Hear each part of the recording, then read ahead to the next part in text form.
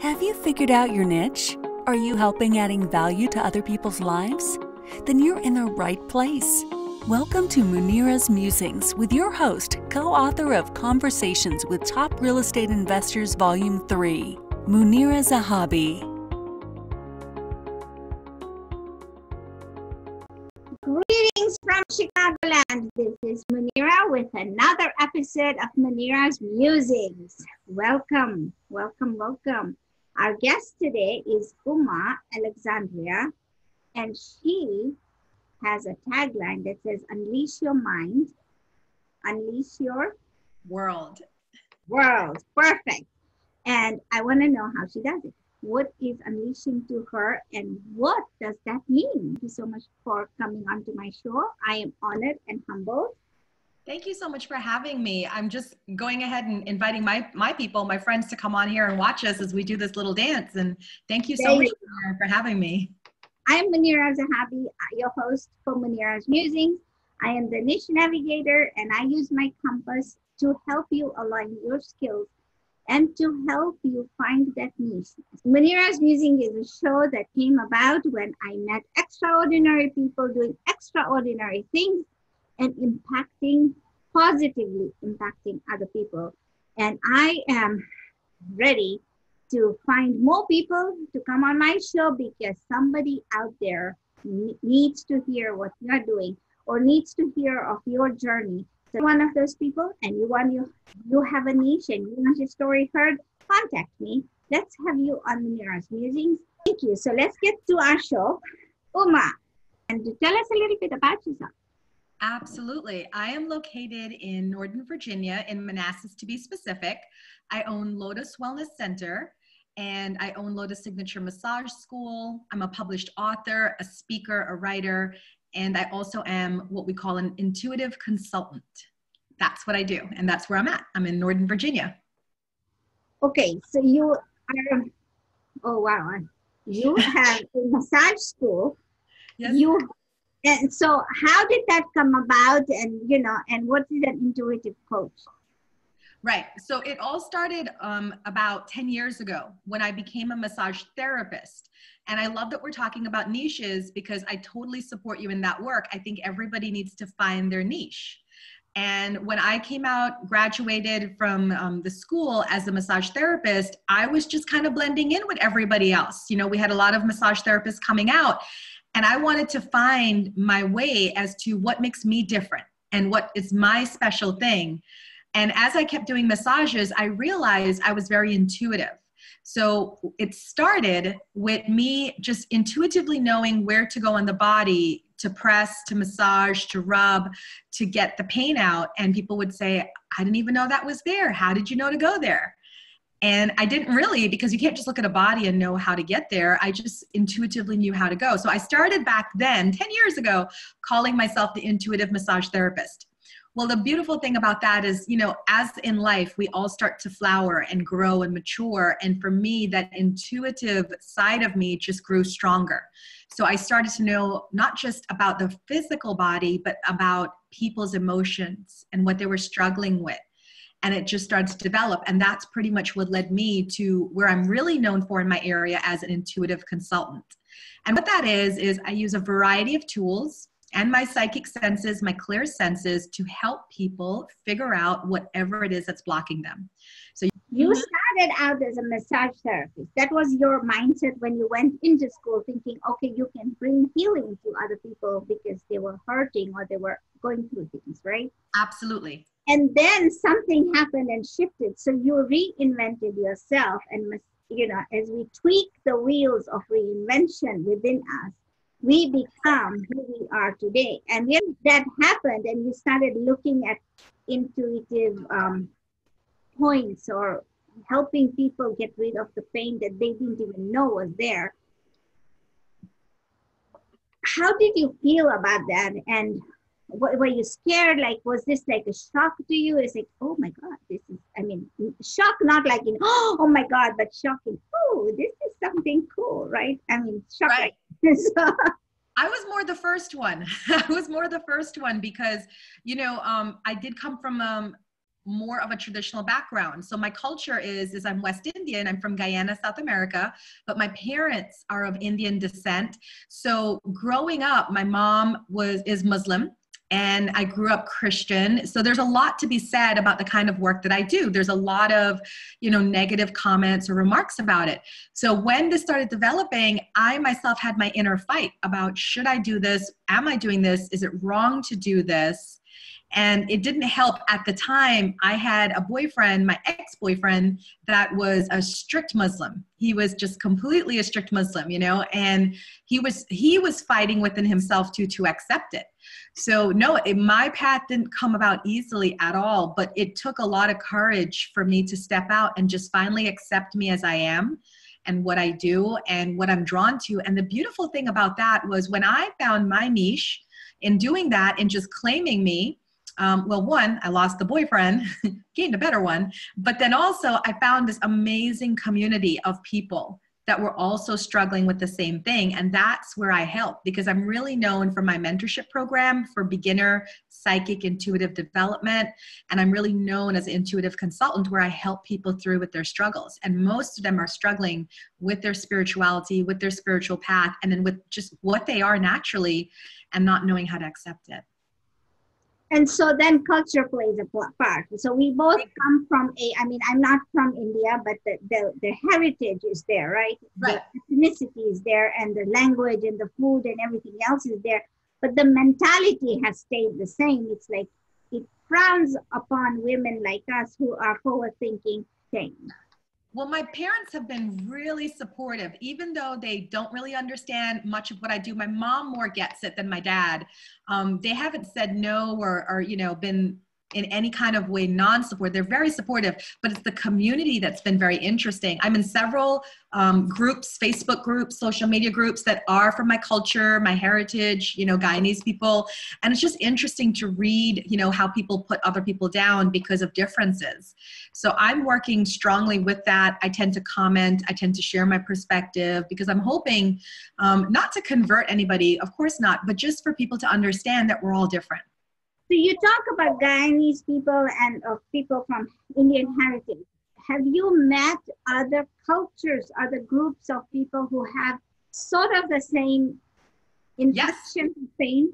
Oh yeah, Roman Catholics. A lot of people at my center tend to be, reforming Roman Catholics. So a lot of Americans who suffer, with that guilt of this is bad, we're not supposed to do tarot, we're not supposed to do energy healing. And then I'm really good at pointing out where in the Bible it says that you can do those things and that Jesus did those things.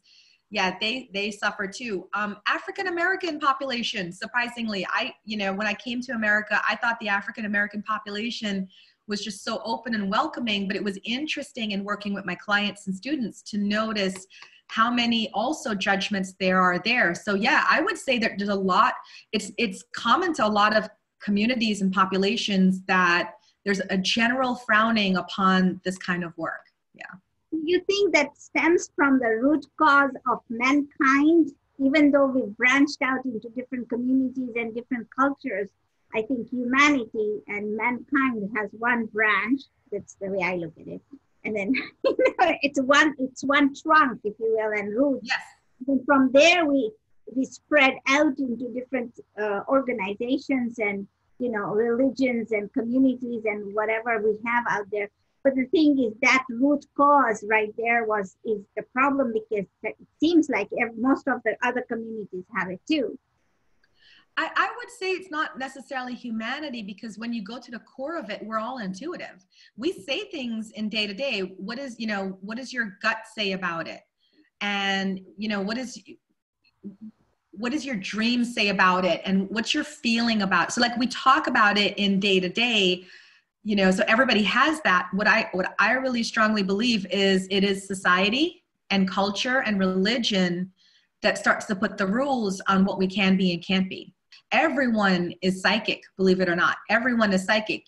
When your friend calls and it's your friend calling without even looking at the phone, or when you have a dream and you call someone and it's pretty much what was happening in your dream. When you walk into a room and the hair stands up on the back of your neck, right? So we have, our body is set up to be psychic and intuitive. And that's where I come in to teach people, is in using those abilities. Because when you use those abilities, then you don't have to rely on someone else to tell you what to do. You can figure it out for yourself.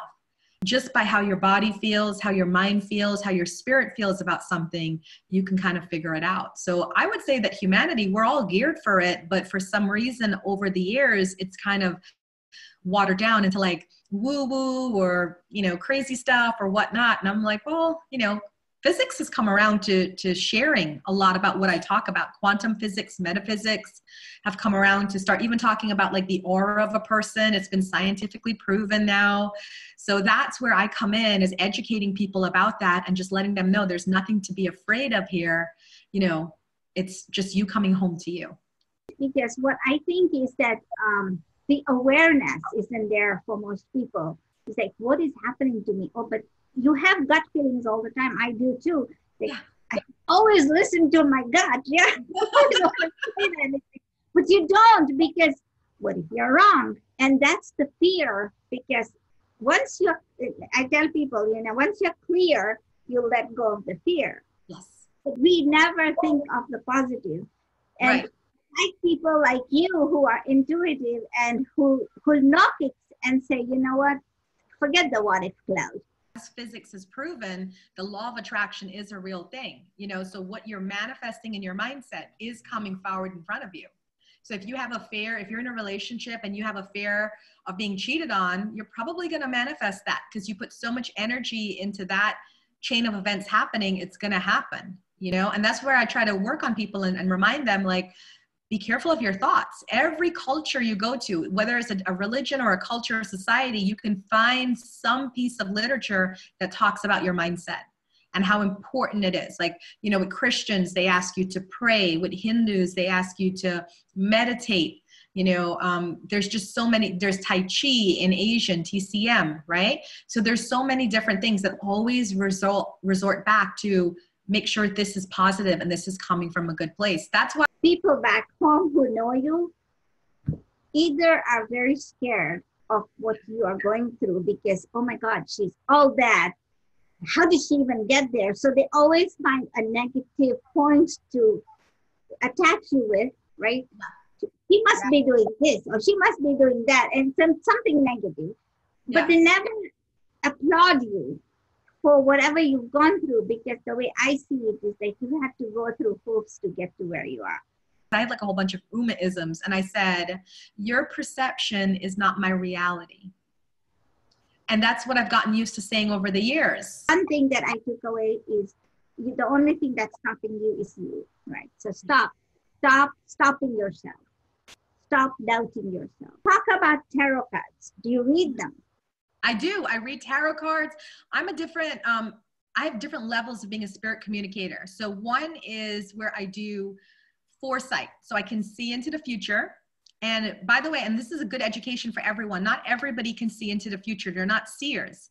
Most people that you come into contact with are intuitive readers. And that's where they use cards, tarot, pendulums, runes, whatever, to decipher information for you, you know, to a situation. So I do that. I'm an intuitive reader. I'm also a seer. So I tend to see things that are coming in the future. And I'm also an evidential medium. So what that means is that I can bring through loved ones that have passed on with evidence. To this line of work, because it is work. Were you scared? Yes, totally terrified. I literally I've been doing this 10 years professionally now. And I say professionally because I've always been psychic and a medium since I was a child, but professionally I've been doing it 10 years. And only this year have I allowed myself to call myself a medium, because I'm being privately mentored with Mavis Patilla. She's one of the greatest mediums in the world. And after spending my first weekend with her, I have to do several weekends this year with her, she gave me so much confidence in myself that I finally started using the title medium now. So yeah, we all struggle. So for those of you that are out there watching this and you're on, you know, your path or you're worried, I still struggle, and I'm 10 years in and I've worked on close to 10,000 people now. So it's a struggle still for me. Yeah. No, But those people who are starting, who are thinking of, who have started their business and have, 2 or 3 years into it and are still looking to see if I'm successful or not, you've started the journey, don't give up. Just take it. And it's a learning process, like Uma and everybody else that I interview, because I love this journey that they take. Is that they start with something else and they tweak it and tweak it and tweak it. And they're not done tweaking, but we're talking about it right now. But as we go forward in life, we're going to still tweak ourselves. I mean, I have a compass now. Who knows what I'll have in a few years, but I like my compass. Well, I'm going to tell you, and I'm going to add to that, with what you do and say, find your niche. You have to find your niche, because I'll tell you, in the 10 years of doing this, I've had several people come through my studio who tried to literally copycat me. I would say exactly what your brand is about, Munira, is about finding your niche. And when you find your niche, then the whole world is just going to smile on you, because that's what they're looking for, is who you really are and not a copycat off of somebody else. Well, and that's the other thing is, right, even if you copycat somebody, you don't copy like copycat. What you do is you follow them, you learn from them, and you ask them to mentor you, But so take what you are getting from all the coaches and your people that are following, and then flavor it with your own infusion of flavors and, your character, your wordings, your whatever, because your stories are going to make this product your own. I mean, we all are using the same things, mentorship and masterminds and everything else. Exactly. But, I mean, Napoleon Hill came up with this theorem of masterminds. Well, we are doing it too. We're just doing it differently. And we're adding our flair to it, what we are understanding to it, our knowledge and our love into this product, right? That's great. I like the fact that it's coming from originality, and you're going to grow. I don't even know. I mean, I'm so passionate about this subject and the fact that you grow and you're going to, but it all begins with your foundation. And I love listening to stories like yours, because you started out with one purpose and now you've completely repurposed your purpose, if there is such a thing. And now you are doing something extraordinary that is helping people. How do people find you? Right. So my website, my personal website, I have two. My personal website is umalotusflower.com. And then if you want to learn about Lotus Wellness Center in Northern Virginia, it is lotuswellnesscenter.net. You can email me, uma@lotuswellnesscenter.net. You can find me on social media everywhere, Facebook, Instagram. Usually you just do @umalotusflower78 and I'll pop up everywhere. Thank you, Uma, so much for being here. I really appreciate it. Thank you for listening to this episode of Munira's Musings with your host, Munira Zahabi. If you enjoyed our show, please share and subscribe to this channel. And for more content, please join our Facebook group